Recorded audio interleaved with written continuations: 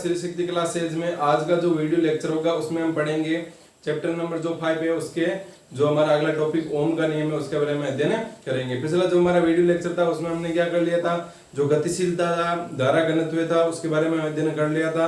तो आज हम पढ़ेंगे ओम के नियम के बारे में।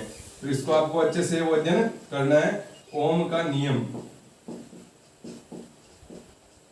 तो ओम का नियम क्या कहता है, कोई हमारे पास में कोई भी एक तार है, ठीक है, कोई भी एक तार है, तो उस तार की किसी भी चालक तार की भौतिक अवस्थाएं, कौन सी अवस्थाएं, भौतिक अवस्थाएं, जैसे ताप, दाब, क्षेत्रफल, ताप, दाब, क्षेत्रफल, लंबाई आदि।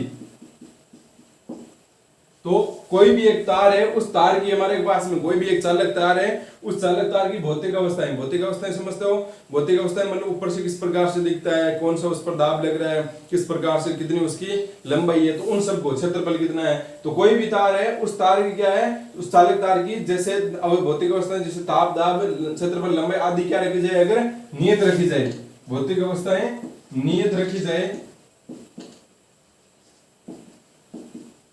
जाए तो उस चालक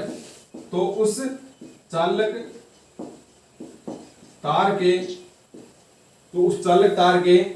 सिरों के मध्य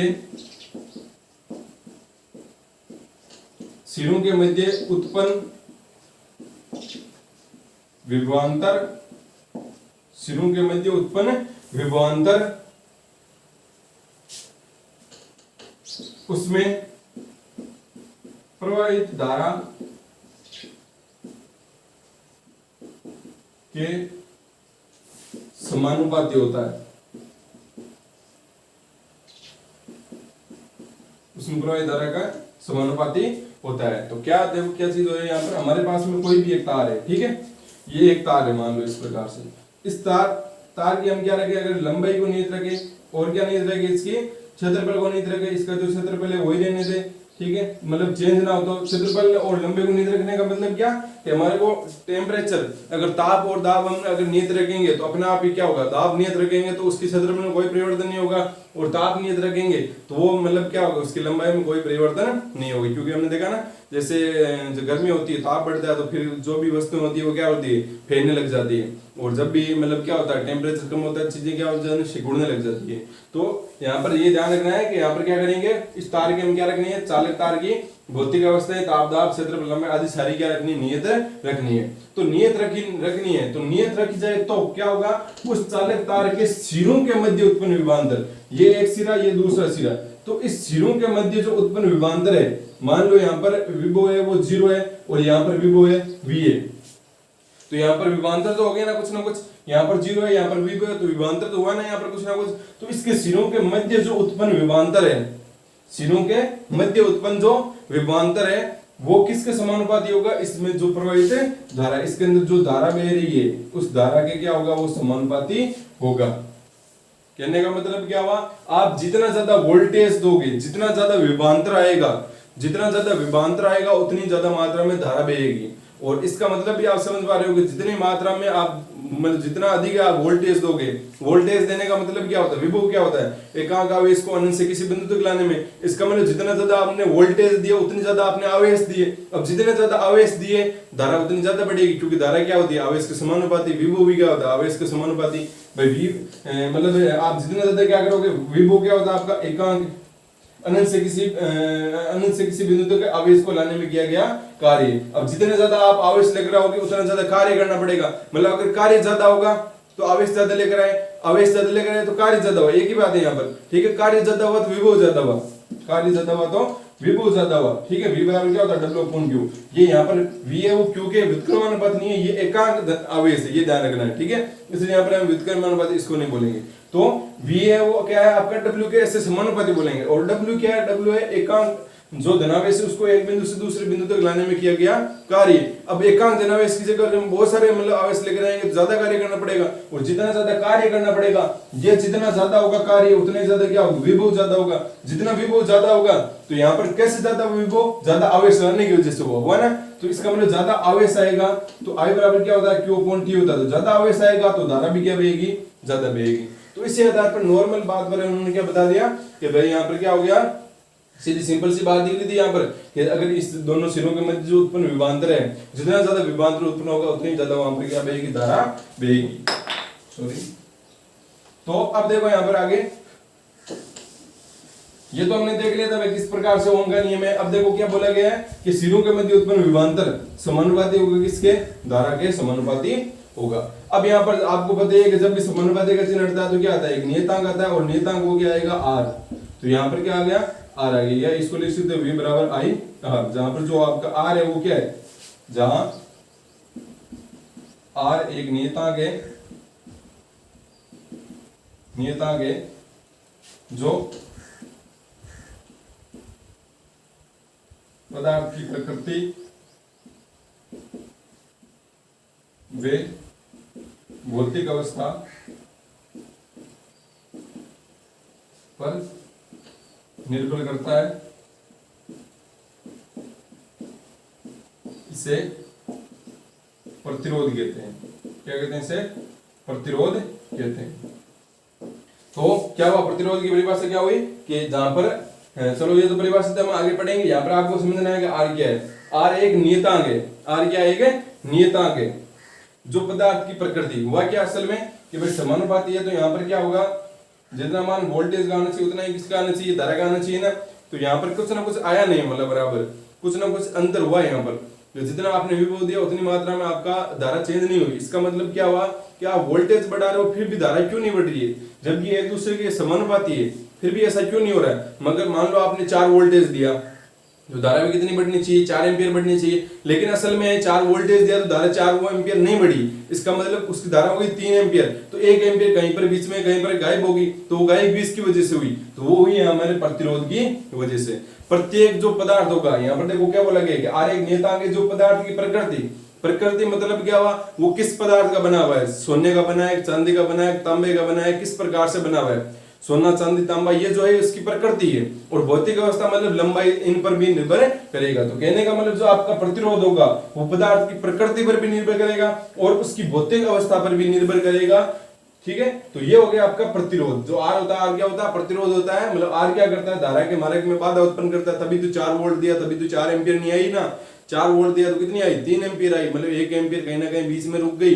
तो वो किसकी वजह से वो हुआ, मतलब वो प्रतिरोध की वजह से हुआ है। तो जहां पर जो आर है वो आपका क्या है, प्रतिरोध है, वो ध्यान रखना है। अब यहाँ पर एक बात और क्या ध्यान में रखनी है, आप यहाँ पर आई समानुपाती ये नहीं करोगे, आई समानुपाती भी नहीं करोगे।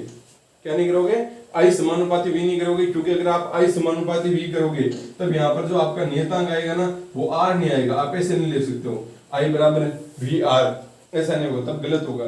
तब आपका यहाँ पर आर नहीं आएगा, तब आपका आएगा यहाँ पर जी। क्या आएगा, जी।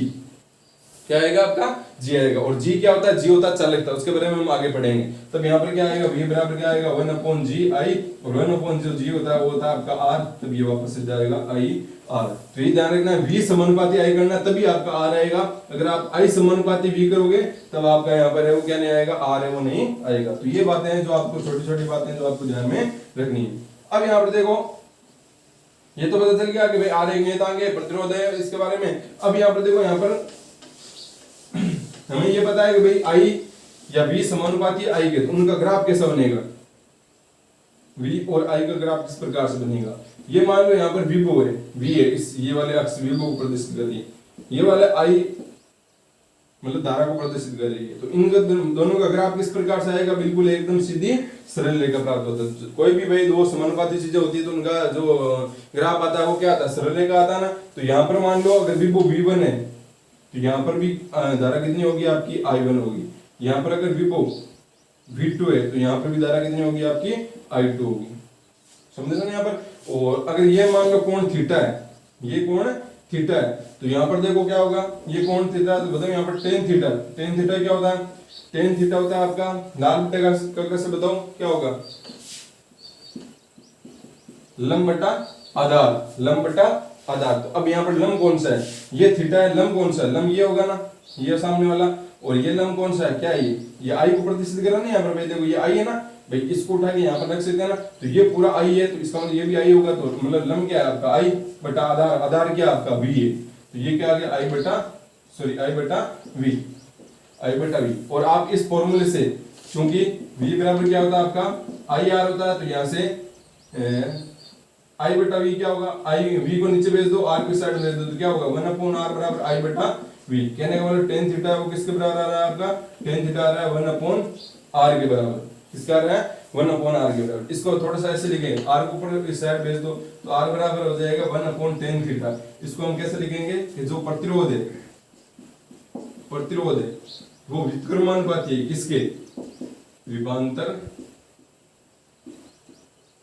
अक्ष के कोण के, विभवांतर अक्ष के कोण के।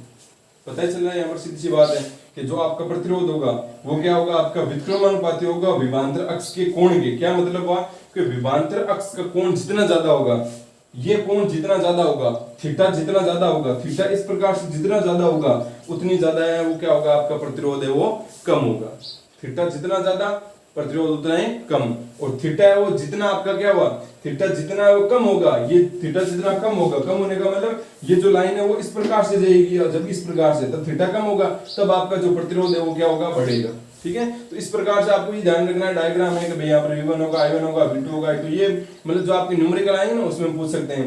आपको यहाँ पर कुछ मान दे दिया, V1 का मान दे दिया 2 वोल्ट, यहाँ पर दे दिया आपका कुछ भी 3 वोल्ट दे दिया, और आपको पूछ दिया इसमें R का मान बताओ, तो कैसे बताओगे R का मान, सीधी सी बात है, यहाँ पर ये जो V बराबर क्या होता है आपका आई आर होता है, तो यहाँ पर V का मान कितना है, यहाँ पर 2 है, और I का मान कितना है, I का मान है 3, तो R, तो यहाँ पर R बराबर कितना आ गया 2/3 आ गया ना। इस प्रकार से आप डायग्राम से भी है वो आपको पता होने से इस प्रकार से हमें न्यूमेरिकल वो करेंगे। और ये बात भी आपको बता दी कि tan थीटा बराबर क्या होता है आई बटा वी, भाई लंब बटा आधार से हमने देख लिया था, यहाँ पर लंब हो गया आपका आई और आधार हो गया आपका क्या वोल्टेज हो गया, और यहाँ से आपका आ गया कि r बराबर 1/tan थीटा, मतलब प्रतिरोध है व्युत्क्रमानुपाती होगा विभवांतर अक्ष के कोण के। ये इंपॉर्टेंट बात है, इन्हीं से छोटे छोटे क्वेश्चंस बन जाते हैं, तो आपको इसको नजरअंदाज नहीं करना है कि ये क्या चीज है। जब आप इसको समझोगे, कोई भी है आप चीज पढ़ते हो उसको डीपली पढ़ा करो, ठीक है, कि वो आपके दिमाग के अंदर बैठ जाएगी। हम पढ़ रहे हैं तो क्या क्या पढ़ रहे हैं और पीछे की बातें भी आपको पता होनी चाहिए, तभी आप सारी चीजें एक साथ समझ पाओगे। जैसे हमने ये किया अभी, जैसे यहाँ पर इसको आई मान लिया, क्यों माना, क्योंकि हमने सदिश के अंदर पढ़ा था, क्या पढ़ा था कि यहाँ पर थीटा है, तो यहाँ पर इसको हम क्या लिख सकते हैं, यहाँ पर इस प्रकार से लिख सकते हैं। वैसे आई है वो सदिश नहीं है, फिर भी हम बोल सकते हैं कि ये वाला जितना होगा उतनी ये दूरी होगी। भाई ये अगर 2 मीटर है तो ये भी कितनी होगी, 2 मीटर ही होगी ना, ऐसे तो हम बोल ही सकते हैं ना, भाई ये लाइन इसके समांतर, इसका मतलब जितनी ये दूरी होगी उतनी ये दूरी होगी, बराबर है। तो इसी आधार पर हम समझ सकते हैं यहाँ पर। तो छोटी छोटी बातों को भी आपको ध्यान में रखते जाना है। तो ये तो हो गया आपका ओम का नियम। अब बात करते हैं कि ओम के नियम में जो हमारे प्रतिरोध है वो क्या है। ओम का नियम समझ आ गया ना, कोई भी चालक तार है, उस चालक तार की भौतिक अवस्थाएं, ताप, दाब, लंबाई, क्षेत्रफल आदि नियत रखी जाए तो इसके सिरों के मध्य उत्पन्न विभवांतर उसमें प्रवाहित धारा के समानुपाती होता है, मतलब V समानुपाती I। अब देखो आगे प्रतिरोध के बारे में पढ़ते हैं कि प्रतिरोध क्या होता है।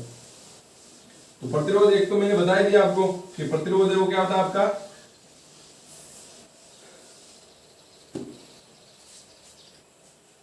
प्रतिरोध के बारे में। तो प्रतिरोध क्या होता है पहले परिभाषा लिख लेते हैं, धारा के मार्ग में आने वाली बाधा को प्रतिरोध कहते हैं। धारा के मार्ग में आने वाली बाधा को क्या कहते हैं, प्रतिरोध कहते हैं। या आने वाली जो रुकावट होती है उसी को हम क्या कहते हैं, प्रतिरोध कहते हैं। कैसे देखो समझो आप अच्छे से। पहले क्या हुआ, ये मान लो कि हमारे पास में एक कोई भी एक बेलन था, ठीक है, धातु बेलन था, ये प्लेट मान लो, कुछ भी मानो आप, ठीक है, प्लेट वगैरह धातु कुछ मानो। अभी तो हमने बेलन बनाया तो बेलन ही मानना है। यहाँ पर हमने इसको बैटरी से जोड़ा, ठीक है, जैसे यहाँ पर विभव लगाया तो यहाँ पर क्या उत्पन्न होगा, एक विद्युत क्षेत्र उत्पन्न होगा, होगा कि नहीं होगा, कैसे होगा, विद्युत क्षेत्र इस दिशा में होगा, प्लस से माइनस की तरफ होता है, प्लस से माइनस की तरफ विद्युत क्षेत्र होगा। अब यहाँ पर इसके अंदर जो इलेक्ट्रॉन होंगे वो क्या करेंगे, इस प्रकार से गति करेंगे यहाँ पर। तो इलेक्ट्रॉन गति करेंगे तो हम क्या बोलते हैं कि इलेक्ट्रॉन गति करते हैं तो वो क्या करते हैं, इसके अंदर और भी परमाणु धनावेश वगैरह भी होते हैं, तो ये परमाणु धनावेश वगैरह की वजह से यहाँ पर क्या होगा, इलेक्ट्रॉन है वो क्या करते हैं, टक्कर करते हैं ना टक्कर। तो ये जो टक्कर हुआ है इसकी वजह से यहाँ पर इलेक्ट्रॉन की कुछ गति क्षणिक समय के लिए क्या होगी, शून्य होगी ना। तो कहने का मतलब आपने यहाँ पर वोल्टेज दिया, वोल्टेज यहाँ पर दिया, विद्युत क्षेत्र उत्पन्न हुआ, इलेक्ट्रॉन ने भी गति प्रारंभ करना शुरू की, लेकिन यहाँ पर बीच में क्या आ गया, एक परमाणु आ गया जिसने क्या कर दिया, इलेक्ट्रॉन गति को कुछ समय के लिए क्या कर दिया, जीरो कर दिया। अब गति जीरो हो गई आवेश की गति जीरो होगी, मतलब आवेश प्रवाहित नहीं होगा।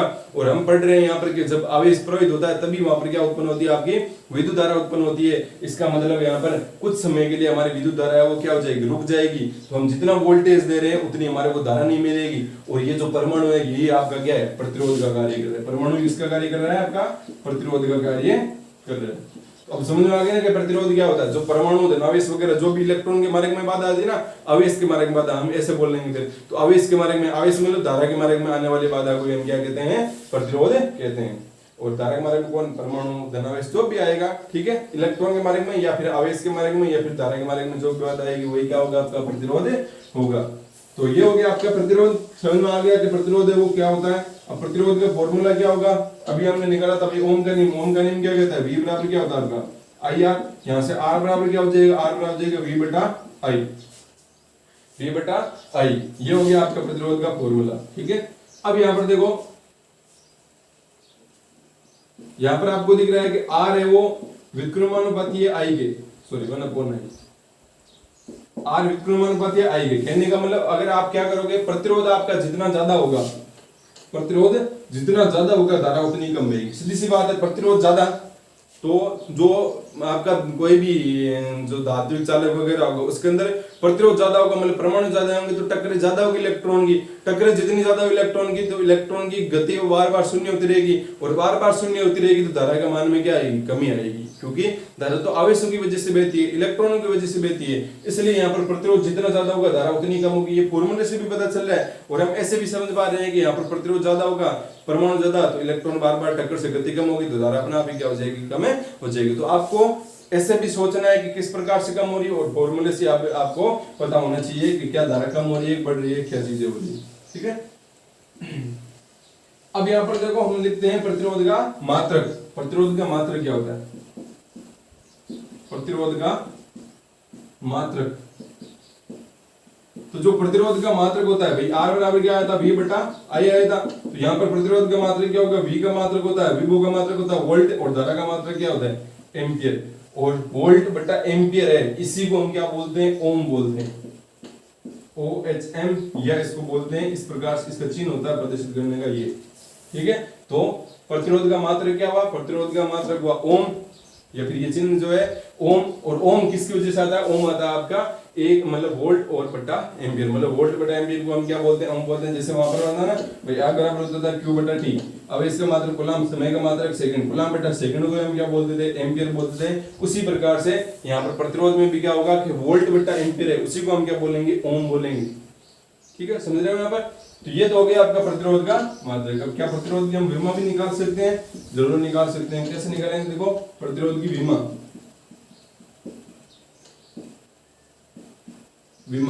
तो प्रतिरोध की विमा कैसे आएगी, पहले तो वोल्ट। अब वोल्ट की हमें विभव की विमा पता होगी तो हम सीधे विभव की विमा लिख देंगे। नहीं तो आपको पहले देखना पड़ेगा कि विभव को हम कैसे SI मात्रक में बदले। एम्पियर तो SI मात्रक है, वोल्ट है तो वोल्ट के क्या होता है, वोल्ट के बात है V बराबर होता है W अपॉन Q, मतलब जूल बटा सेकंड को यहाँ क्या बोलते हैं हमें, जो वोल्ट बोलते हैं। तो जूल बटा सेकंड, तो जूल किसके बराबर होता है, जूल आपका होता है कार्य बराबर क्या होता है, बल इंटू विस्थापन। तो बल का मात्रक होता है न्यूटन इंटू मीटर, मतलब न्यूटन इंटू मीटर को क्या बोलते हैं, जूल बोलते हैं। तो न्यूटन इंटू मीटर को जूल बोलते हैं। तो यहाँ पर आप न्यूटन किसको बोलेंगे, केजी इंटू मीटर प्रति सेकंड स्क्वायर। मीटर मीटर क्या हो जाएगा, मीटर स्क्वायर बटा सेकंड स्क्वायर। तो यानी मतलब क्या है यहाँ पर, केजी इंटू मीटर स्क्वायर बटा सेकंड स्क्वायर, सॉरी यहाँ पर कूलम होगा। तो यहाँ पर अब देखो क्या हो जाएगा, वोल्ट का मात्रक क्या हो जाएगा, केजी इंटू मीटर स्क्वायर बटा सेकंड स्क्वायर, और नीचे क्या आ गया कूलम, और इंटू यहाँ पर क्या आ गया, एम्पियर आ गया। तो कूलम को क्या लिख सकते हैं, I बराबर क्या होता है Q अपॉन T। तो यहाँ पर Q बराबर क्या आ जाएगा, I इंटू T, मतलब एम्पियर इंटू सेकंड। तो यहाँ पर इसको भी लिख सकते हैं, क्या लिख सकते हैं, ampere into second. Ampere second करेंगे, सेकंड फिर से गुणा होगा तो क्या हो जाएगा, Q हो जाएगा। अब इसकी विमा लिख सकते हैं हम, Q को सारे SI मात्रक है तो क्या हो जाएगा, M1, L कितना है, L देखो यहाँ पर L है 2, T कितना है, T माइनस का 3, एम्पियर कितना है, माइनस का 2। ये हो गया आपकी प्रतिरोध की विमा। M1 L2 E-3 A-2 आगे नहीं यहाँ पर। तो आपको बस इस प्रकार से फॉर्मूले पता होंगे तो आप आसानी से विमान निकाल सकते हो। ये हो गया प्रतिरोध का मात्रक। अब प्रतिरोध की मात्रक और विभव होगी। अगर हमारे को पूछ ले कि 1 ओम की परिभाषा लिखो, 1 ओम की परिभाषा, तो 1 ओम की परिभाषा कैसे लिखेंगे बताओ। 1 ओम कब आएगा, आर बराबर क्या होता है V बटा I। 1 ओम कब आएगा, जब V का मान कितना होगा, V का मान हो 1 वोल्ट और I का मान हो 1 एम्पियर, तब आपका जो R है वो कितना आएगा, 1 ओम आएगा। यहाँ पर देखो क्या हो जाएगा, R बराबर हो जाएगा 1 वोल्ट बटा 1 एम्पियर। तो यहाँ पर क्या हो जाएगा, 1 वोल्ट बटा 1 एम्पियर क्या हो जाएगा आपका 1 ओम। तो यहाँ पर परिभाषा कैसे लिखेंगे, ये तो हमने ऐसे फॉर्मूले से ज्ञात कर लिया था, परिभाषा हम कैसे लिखेंगे। तो परिभाषा के लिए देखो, यदि किसी चालक को 1 वोल्ट, यदि किसी चालक में या चालक के सिरों के मध्य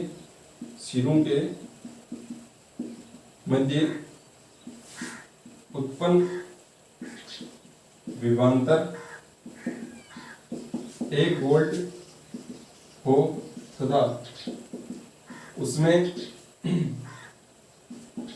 प्रवाहित धारा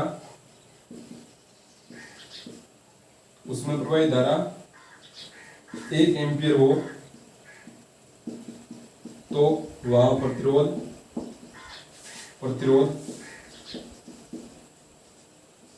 1 ओम होगा। यदि किसी चालक के सिरों के मध्य उत्पन्न विभवांतर 1 वोल्ट हो तथा उसमें प्रवाहित धारा है वो अगर 1 एम्पियर हो, तो वहां पर है वो जो क्या होगा, प्रतिरोध है वो क्या होगा आपका 1 ओम होगा। ठीक है, तो ये होगी आपकी 1 ओम की परिभाषा। तो प्रतिरोध के बारे में हमने पढ़ लिया, प्रतिरोध क्या होता है, धारक मारक मानने वाले बात है, प्रतिरोध क्या मात्रक पढ़ लिया, 1 ओम की परिभाषा पढ़ ली। और ये भी जान रखना है कि प्रतिरोध किस बात पर निर्भर करता है। ऐसे तो आगे हम पढ़ेंगे भाई लंबाई क्षेत्रफल किस प्रकार से निर्भर करता है। प्रतिरोध अभी मैंने बताया था कि प्रतिरोध पदार्थ की प्रकृति पर भी निर्भर करता है और साथ पर किस पर निर्भर करता है, भौतिक अवस्था पर भी निर्भर करता है। उसके लंबाई क्षेत्रफल वगैरह में परिवर्तन करोगे तो उसका प्रतिरोध भी क्या होगा, परिवर्तन, उसमें भी क्या होगा, परिवर्तन होगा। अब देखो आगे ओम के नियम की व्युत्पत्ति क्या पढ़ेंगे, ओम के नियम की व्युत्पत्ति। ओम के नियम की व्युत्पत्ति अनुगमन वेग विभवांतर वे धारा से। ओम का जो नियम है उसके हमारे को व्युत्पत्ति पढ़नी है, किससे, अनुगमन वेग विभवांतर और धारा से। तो हमने अनुगमन वेग के बारे में अध्ययन कर लिया। तो अनुगमन वेग क्या होता है बताओ। अनुगमन वेग दो उत्तरोत्तर टकराव में जो औसत वेग होता है इसका, इलेक्ट्रॉन का जो औसत वेग होता है, आवेश का जो औसत वेग होता है उसी को हम क्या कहते हैं, अनुगमन वेग कहते हैं ना। ये कोई भी ठोस था उसके अंदर जो दो उत्तरोत्तर, यहाँ पर पहले यहाँ पर इलेक्ट्रॉन से टकराया, टकराने के बाद उसकी वेग 0 हो गया, फिर यहाँ से जब दूसरी टक्कर टकराएगा तब यहाँ से लेके यहाँ तक कितना आपका औसत वेग है, उस औसत वेग को हम क्या कहते हैं, उस औसत वेग को हम क्या कहते हैं, अनुगमन वेग कहते हैं। ठीक है, तो ये बात आपको ध्यान में रखनी। अब देखो यहाँ पर अनुगमन वेग का फॉर्मूला हमारे पास में क्या आया था, अनुगमन वेग का फॉर्मूला क्या आया था। तो अनुगमन वेग Vd किसके बराबर आया था भाई, वेग किसके बराबर आया था, Vd बराबर आया था आपका। चलो आपको अगर पता नहीं है तो हम अनुगमन वेग को निकालते हैं। ठीक है, वेग क्या होता है आपका, वेग आप पहले ऐसे समझोगे, त्वरण क्या होता है, त्वरण होता है A बराबर होता है v अपॉन टी, होता है नहीं होता है। अब यहाँ पर क्या होगा, टी की जगह हम किसका प्रयोग करते हैं, श्रांतिकाल का प्रयोग करते हैं, और v की जगह किसका प्रयोग करते हैं, Vd का प्रयोग करते हैं। तो Vd बराबर क्या हो जाएगा, A इंटू टो, मतलब आपको किसका मान चाहिए, आपको मान चाहिए A का, तब आपका क्या मिल जाएगा, Vd मिल जाएगा। A कैसा आएगा, F बराबर क्या होता है, M में होता है नहीं होता है। और आपका F बराबर क्या होता है, F बराबर होता है QE, Q की जगह क्या लिख दोगे, E भाई आवेश इलेक्ट्रॉन है, तो यहाँ पर इनको क्या कर दोगे, बराबर कर दो। तो यहाँ पर क्या हो जाएगा आपका Ma बराबर क्या हो जाएगा, E या बोल सकते हो A बराबर क्या हो जाएगा, E अपॉन क्या आ गया, Me, मतलब इलेक्ट्रॉन का द्रव्यमान। तो यहाँ पर आप लिख दो Vd बराबर क्या आ गया आपका E अपॉन Me और 2। देखो कितना आसान है, बिल्कुल आसान है। यहाँ पर बिल्कुल ये तीन फॉर्मूले याद रखने थे, 1 2 और 3। इन तीन फॉर्मूले से आपका क्या आ गया, अनुगमन वेग आ गया। तो यहाँ पर क्या आ गया, E upon M E into tau आ गया। तो अब देखो अनुगमन वेग आ गया। अब अनुगमन वेग और धारा में भी हमने संबंध निकाला था कि नहीं निकाला था? क्या था आपका, आई बराबर एन, चलो ये भी भूल गए, मान लो नहीं आ रहा था, तो क्या किया आपने, आई बराबर क्या भाई, आई मतलब अनुगमन वेग धारा में संबंध निकालना था। धारा बराबर क्या होता है, आई बराबर होता है क्यू अपॉन टी। सीधी सी बात, टी की जगह क्या लिखोगे, तो लिखोगे कि नहीं लिखोगे, आई बराबर क्यू का मान चाहिए हमें। हमने मान लिया कि भाई जो इसके प्रति एकांक आयतन में इलेक्ट्रॉनों की संख्या वो n है, प्रति एकांक आयतन में इलेक्ट्रॉनों की संख्या n है ना यहाँ पर। तो पूरे आयतन में कितनी होगी, n इंटू ए इंटू एल। पूरे आयतन में इलेक्ट्रॉनों की संख्या कितनी होगी आपकी, n इंटू ए इंटू एल। ये क्या आ गया था, इलेक्ट्रॉनों की संख्या। अब क्यू बराबर क्या होता है, n e होता है, कैपिटल N e लिखेंगे यहाँ पर, कैपिटल N e। क्यू बराबर क्या हो जाएगा, n का मान लिख दो, n a into L into E, बस यहाँ पर मान रख दो आप। तो क्या आ गया, N A L E L E upon नीचे क्या आ गया, टो। आपको बताया कि वीटी बराबर क्या होता है, वेग बराबर क्या होता है, वेग बराबर होता है विस्थापन बटा समय। विस्थापन कितना होता है, इसकी लंबाई एल है तो विस्थापन होगा एल बटा वेग बटा समय, एल बटा टो। तो यहाँ पर टो बराबर क्या आ गया, टो बराबर आ गया एल बटा वीडी। तो यहाँ पर आई बराबर क्या आ गया, एन ए एल ई बटा एल बटा वीडी। वीडी से एल कैंसिल, मतलब आई बराबर क्या आ गया, एन ई ए वीडी आ गया ना, सिंपल है ना यहाँ पर। तो क्या आ गया, N E A V D. अब देखो यहाँ पर क्या हो गया, जो वीडी का मान है वो इसमें रखो, आप किसमें रखो, इसमें यहाँ पर। तो आई बराबर क्या हो जाएगा आपका, आई बराबर हो जाएगा N E A V. VD का मान रखो, वीडी का मान क्या है, E upon M E tau. तो आई बराबर क्या हो जाएगा, एन ई ए, ई को बाहर लिख लो और सबको अंदर लिख लो, ई टो। ई डबल हो गया तो ई स्क्वायर कर दो, यहाँ पर ई हो गया ना, तो ई स्क्वायर कर दो, ये ई और ये कितना हो गया, ई स्क्वायर और ए अपॉन नीचे क्या आ गया, एम ई, और बाहर किसको लिख दो, ई को। अब देखो आगे, आई बराबर N E square A tau upon M E. E को क्या लिख सकते हैं, ई बराबर होता है आपका वी बटा एल। भाई विभवांतर बटा क्या होता है आपका, लंबाई होता है ना, विभव बटा लंबाई। तो ई बराबर होता है वी बटा एल। तो यहाँ पर क्या लिख दोगे, वी बटा एल। तो यहाँ से हो जाएगा आई बराबर N E square tau upon M E A upon L और इंटू वी। ये अब इसको पूरे उल्टा कर दो। उल्टा करने का मतलब यहाँ पर आपको, क्योंकि ओम का नियम क्या है, V बराबर आई आर, तो मतलब V एक साइड चाहिए, तो V को एक साइड में रख दो। तो V को एक साइड में रखने का मतलब एम ई एल ऊपर दे दो, ये नीचे भेज दो। तो V बराबर क्या हो जाएगा आपका, एम ई और बट्टा ये कहां पर आ जाएगा, एन ई स्क्वायर टो, और ये भी एल भी ऊपर चला गया था और ए नीचे आ गया था, ये आ गया, और इनटू क्या आ गया, ये आई आ गया, ये आई। तो ये हो गया, ठीक है।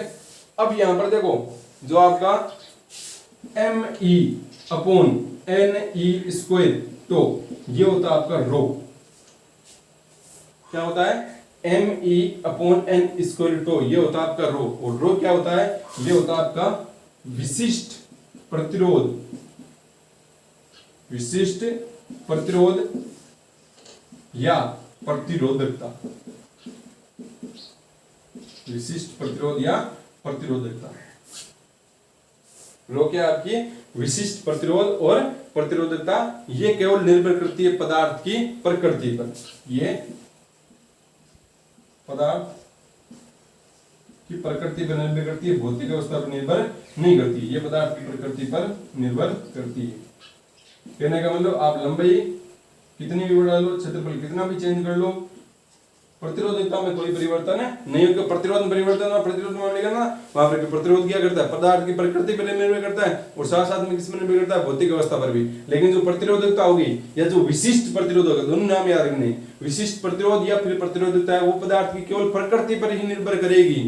जो भौतिक अवस्था उस पर निर्भर नहीं करेगा। अगर आप एक तार चेंज कर दोगे, एक ही तार के लिए वो सारी प्रतिरोधकताएं, तांबे का तार है तो तांबे का तार आप इतना बड़ा ले लो या इतना छोटा सा ले लो, कितने पतला ले लो, उसके लिए प्रतिरोधकता है या फिर विशिष्ट प्रतिरोध है वो सेम टू सेम रहेगा जो बड़े वाले तार का था, लेकिन प्रतिरोध चेंज हो जाएगा। लेकिन अगर मान लो आपने एक तार लिया चांदी का बड़ा सा और एक ले लिया छोटा तांबे का, ये उसके बराबर आपने क्या ले लिया, तांबे का ले लिया, तो अगर आप इसके जैसा तांबे का फिर एक इसी के जैसे यहाँ पर चांदी का ले लिया, तो तांबा और चांदी तो इनकी प्रतिरोधकता है वो चेंज हो जाएगी, क्योंकि इसकी पदार्थ की प्रकृति चेंज हो चुकी है। ठीक है, तो ये बात ध्यान रखनी कि प्रतिरोधकता केवल और केवल किस पर निर्भर करती है, पदार्थ की प्रकृति पर निर्भर करती है, भौतिक अवस्था पर निर्भर नहीं करती है। और ये बहुत ही इंपॉर्टेंट बात है।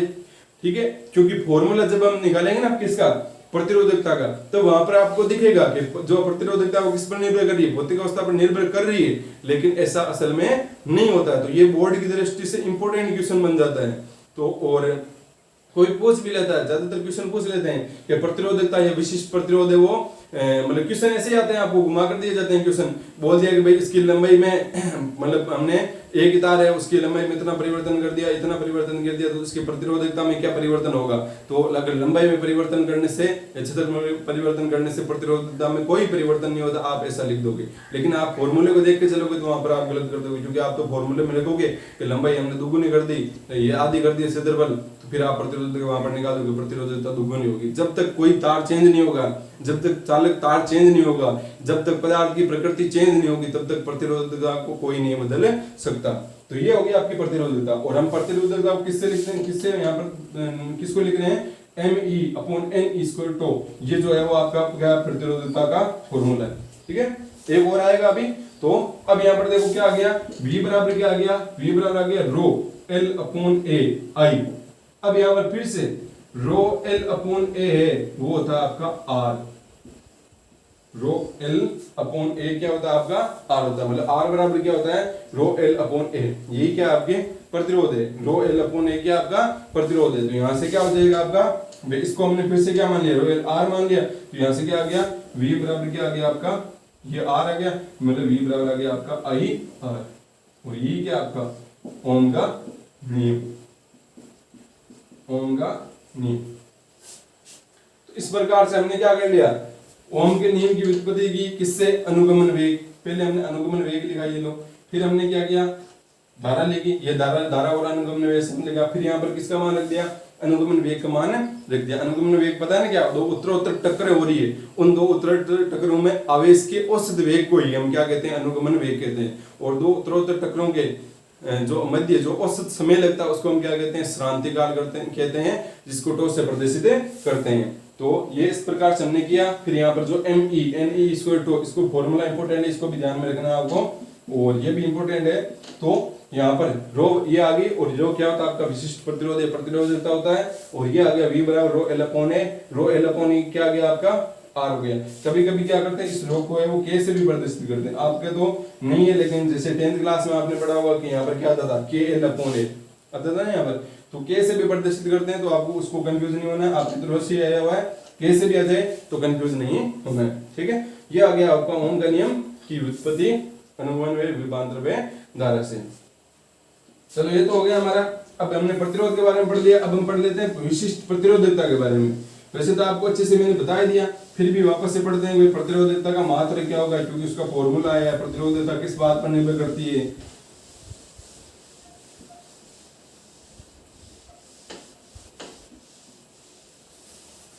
तो देखो, प्रतिरोधकता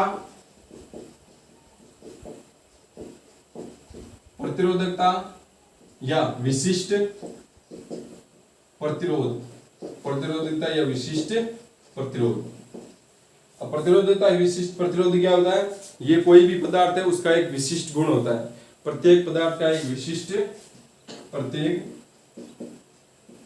पदार्थ का एक विशिष्ट गुण होता है जिसे प्रतिरोधकता कहते हैं। ठीक है, तो अब देखो यहाँ पर ये प्रतिरोधकता का विशिष्ट प्रतिरोध है, वो हमने वैसे तो देख लिया। प्रतिरोधकता क्या होता है, प्रत्येक पदार्थ का एक विशिष्ट गुण होता है, ठीक है, जो केवल पदार्थ की प्रकृति पर निर्भर करता है। विशिष्ट गुण होता है जो केवल पदार्थ की प्रकृति पर निर्भर करता है, मतलब कोई पदार्थ है उसके मान में परिवर्तन होगा, अगर आप परिवर्तन किसमें कर दोगे, उसकी प्रकृति में परिवर्तन कर दोगे। अब आपको एक बात और ध्यान रखनी है कि जो प्रतिरोधकता है, प्रतिरोधकता किसी वस्तु में उपस्थित प्रति एकांक आयतन में उपस्थित इलेक्ट्रॉनों की संख्या के व्युत्क्रमानुपाती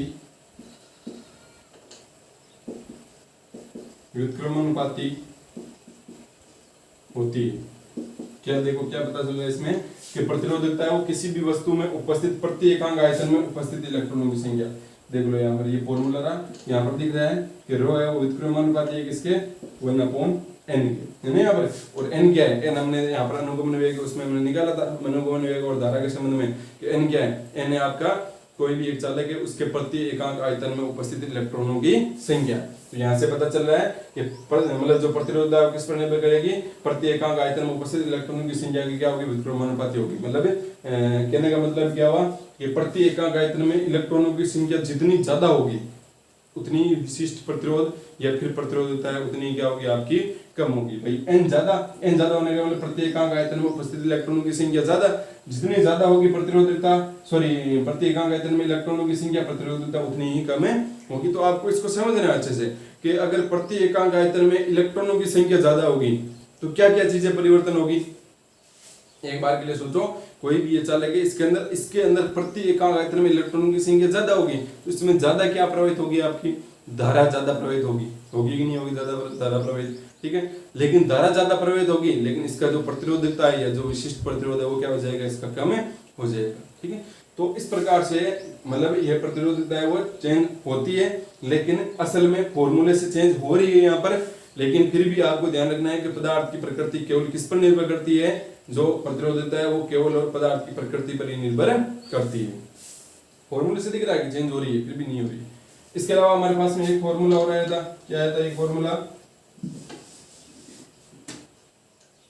रो L/A बराबर आया था R। तो यहाँ से रो का मान क्या आ जाएगा, रो बराबर हो जाएगा R × A/L हो जाएगा यहाँ पर।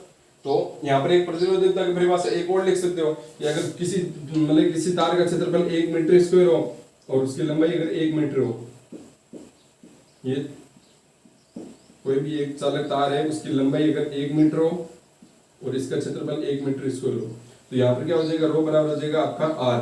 तो कहने का मतलब रो बराबर हो गया R।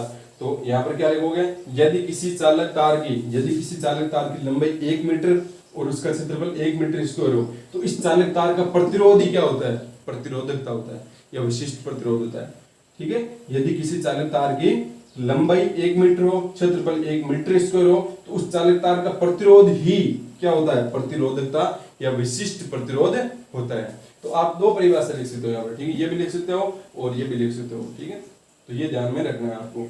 अब यहाँ से हमारे पास में क्या आ गया, फॉर्मूला भी आ गया। फॉर्मूला के मात्रा निकाल सकते हैं, रो बराबर क्या है RA/L, RA/L। तो यहाँ पर रो बराबर क्या हो जाएगा, मात्रक लिखो, इसका मात्रक क्या होगा, R का मात्रक क्या होता है ओम इनटू क्षेत्रफल का मात्रक होता है मीटर स्क्वायर बटा लंबाई का मात्रक होता है मीटर से कैंसिल, मतलब रो बराबर आ गया ओम इनटू मीटर। तो कहने का मतलब जो प्रतिरोधकता का मात्रक क्या होता है, ओम इनटू मीटर होता है। ये बात आपको यहाँ पर समझनी है। अब यहाँ पर एक इंपॉर्टेंट बात कि प्रतिरोधकता केवल पदार्थ की प्रकृति पर निर्भर करती है,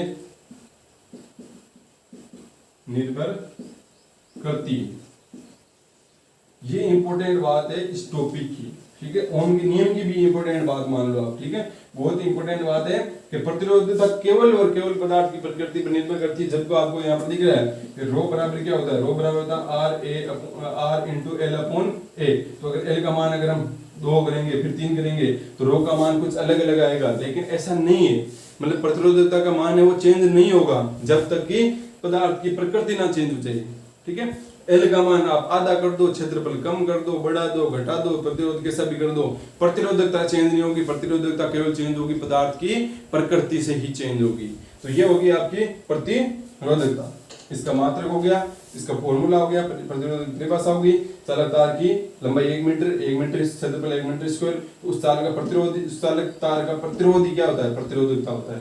ठीक है, और प्रति एकांक आयतन में इलेक्ट्रॉनों की संख्या क्या होती है? विक्रमानुपाती होती है। कौन? प्रतिरोधकता। तो न्यूमेरिकल इससे आते हैं, कंफ्यूज नहीं होना है, आपको देखना है कि पदार्थ वो चेंज हो रहा है कि नहीं हो रहा है। मतलब ऐसे बोला है कि उसी पदार्थ में, तो ही आपको वहां पर क्या करना है? प्रतिरोधकता को चेंज करना है, नहीं तो वहां पर प्रतिरोधकता चेंज नहीं होगी। अब ये हो गया आपके प्रतिरोधकता। अब पढ़ते हैं यहाँ पर चालकता। क्या? चालकता। चालकता को प्रदर्शित करते हैं कैपिटल जी से। चालकता क्या होती है? प्रतिरोध के व्युत्क्रम को, प्रतिरोध के व्युत्क्रम को चालकता कहते हैं।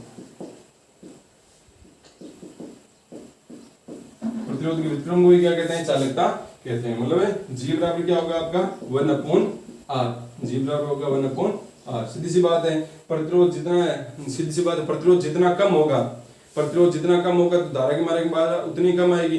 धारा के मार्ग में बाधा जितनी कम आएगी, चालकता उतनी ज्यादा वो क्या होगी? बढ़ेगी। सीधी सी बात है। तो इसीलिए यहाँ पर बोल दिया कि जो चालकता है वो क्या? प्रतिरोध के व्युत्क्रम में अनुपाती है। मतलब R जितना ज्यादा होगा चालकता उतनी कम। सीधी सी सिंपल सी बात है। प्रतिरोध ज्यादा होगा तो धारा के मार्ग में बाधा ज्यादा उत्पन्न होगी, बाधा ज्यादा उत्पन्न होगी तो उसकी चालकता अपने आप क्या हो जाएगी? घट जाएगी। और प्रतिरोध जितना कम होगा चालकता उतनी ज्यादा होगी। प्रतिरोध जितना कम, धारा के मार्ग में बाधा उतनी कम, धारा के मार्ग में बाधा उतनी कम, तो धारा ज्यादा बहेगी, धारा ज्यादा बहेगी मतलब चालकता ज्यादा होगी। तो इस प्रकार से ये हो जाएगा। और इसका मात्रक क्या हो जाएगा? जी बराबर है 1/r। मात्रक क्या होगा? 1/ओम, या बोल सकते हो ओम इनवर्स, या फिर इसको लिख सकते हैं जैसे ओम को क्या लिखते हैं? OHM लिखते हैं ना, तो इसका इनवर्स कर दो, उल्टा कर दो, मतलब m, तो ओम का उल्टा इस प्रकार से करो, m आगे लिख दो, H ओम, मतलब इसका मात्रक क्या होता है? म्यू भी होता है। किसका? चालकता का। चालकता का मात्रक क्या होता है? ओम इनवर्स या फिर म्यू, ओम इनवर्स या फिर म्यू। तो ये भी आपको इंपॉर्टेंट बात ध्यान में रखनी है। अब देखो, और विमा तो इसके लिख सकते हो, प्रतिरोध की विमा को क्या कर दोगे? उल्टी कर दोगे तो सीधा किसकी विमा आ जाएगी? चालकता की। अब बात करते हैं विशिष्ट चालकता की। विशिष्ट चालकता, भाई प्रतिरोध का व्युत्क्रम है वो चालकता होती है, तो विशिष्ट प्रतिरोध का व्युत्क्रम क्या हो जाएगा? विशिष्ट प्रतिरोध का व्युत्क्रम क्या हो जाएगा? विशिष्ट चालकता हो जाएगी। तो यहाँ पर लिखेंगे प्रतिरोधकता या विशिष्ट प्रतिरोध, प्रतिरोधकता या विशिष्ट प्रतिरोध के व्युत्क्रम को विशिष्ट चालकता कहते हैं।